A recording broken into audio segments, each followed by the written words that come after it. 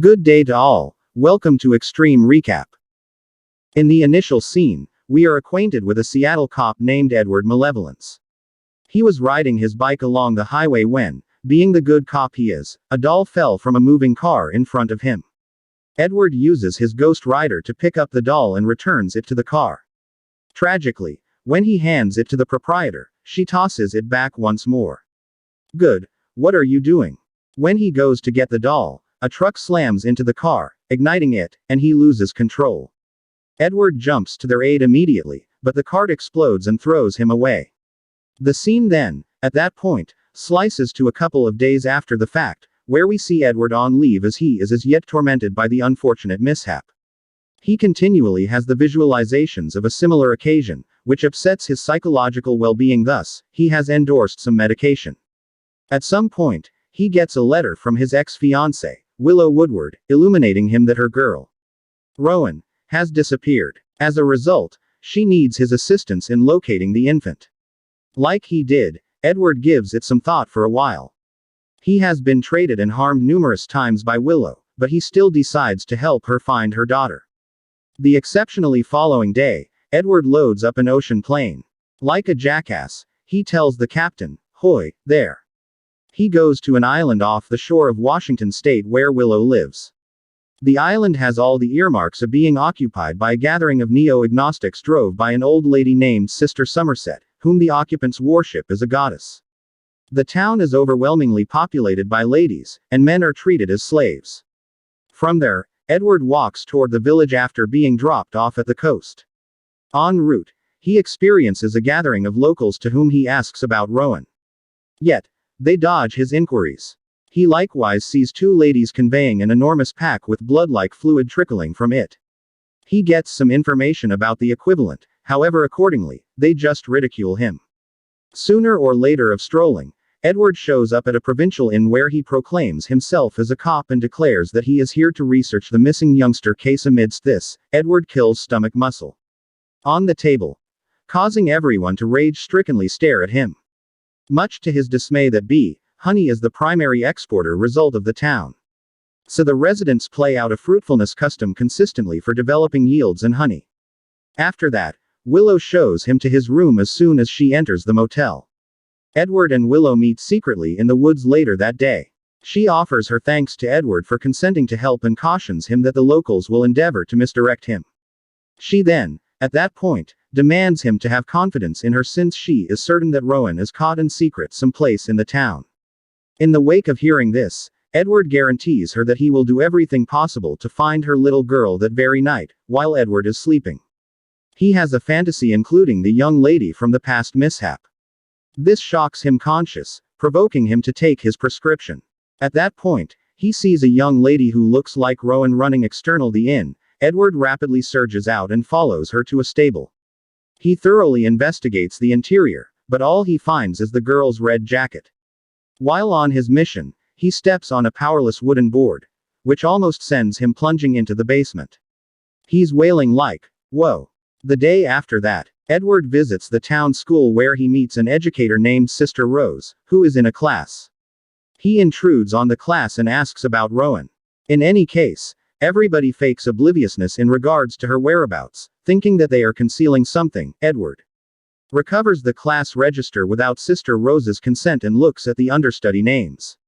Shockingly, he finds Rowan's name crossed out.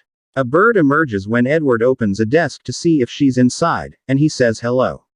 After a brief discussion about the Islanders' perspective on death, Sister Rose insists on speaking with Edward outside and reveals that Rowan is no longer alive. Edward gets some information about the reason for her passing, and Rose answers. She'll consume to death. When Edward gets the tense she utilized, Rose rapidly amends herself by saying she consumed too. Likewise, she illuminates Edward that the kid has been covered in the churchyard. In the following scene, Edward travels to the churchyard, where Willow approaches him. She declares with conviction that Rowan is as yet alive and the locals under Sister Summers' Isles order have removed her and are attempting to hurt her. In a stunning new development, Willow likewise uncovers that Rowan's organic dad is, in all honesty, Edward. "What do you mean, Dad? What do you intend to say next?" She drives him to Rowan's room, describing the last time she saw her girl at her review work area right then and there. Willow had ventured out for a simple half hour. Furthermore, when she returned, Rowan, as well as the entirety of her effects, were bafflingly gone. Edward asks in the event that there are some other photos of the kid, yet will a reaction in the negative soon after. As Edward is examining the room, he hears an ocean plane provoking him to hustle outside in order to involve reaching his partners in Seattle for help next to the seaplane radio. Edward shouts to the pilot, however his calls go unanswered. He thinks it's Rowan when he sees a young girl's lifeless body floating in the water at the same time. He imprudently makes a plunge and recovers the body. In any case, in an unexpected mental breakthrough, he understands that it was a mind flight. After that, Edward realizes he forgot to take his medication. He quickly takes the bottle out of his pocket and drinks it. Following this, he swims towards the ocean plane to get to its radio, just to find that it isn't working as Edward returns with nothing. He goes over the place of Dr. T.H. Greenery, a doctor and photographic artist in the town. He thumps on the entryway expecting to track down an image of the missing youngster. However, like the others, Dr. Moss denies having any knowledge of it. Edward, who is well aware of the ruse, pretends to be leaving but hides himself outside behind a bush. Dr. Moss is taken with two mask-wearing women who arrive at his door shortly thereafter. When they leave, Edward breaks into the house and completely looks through each room. During his investigation, he reveals proof of a custom including human penance, which the locals seem to put stock in. Edward continues his investigation and discovers a number of glass beakers containing male human embryos. He is shocked and confused. Edward goes to Willow and asks about the custom, however even she needs adequate information about it. Edward decides to pay the oldest person on the island a visit based on this, catching Sister Summer's attention as he approaches her. He runs over certain men stacking wood onto a truck. Edward liberally helps out and endeavors to start up a discussion. Yet, the men don't express a word. Appears to be that they are illegal from participating in any discussion as a couple of concealed ladies watchfully screen everything they might do. Edward goes on with his journey unaffected, lost in his own thoughts. They are crazy women. Nonetheless, his distraction prompts a sad disaster as he unintentionally slams into one of the colonies of bees nearby. Immediately, a multitude of irate honey bees encompasses him. Edward endeavors to take off from them, however just winds up tumbling down a lofty slope, taking himself out. After a while, he wakes up and understands that he is presently in Sister Somersault's place. He then, at that point, at last meets with her in the nursery and starts to scrutinize her about the occasions occurring in the town. Sister Somersault makes sense of for Edward that her progenitors escaped Britain to get away from abuse and afterward chose this island. She also says that because they chose the strongest stock, their population is primarily female. Edward learns that the island's economy is dependent on the production of local honey, but that production has recently decreased. He inquires out of the blue whether Rowan has been murdered. She responds that they sacrifice people to the gods rather than murder them. This outrages Edward, who contends that human penance is likewise a type of homicide.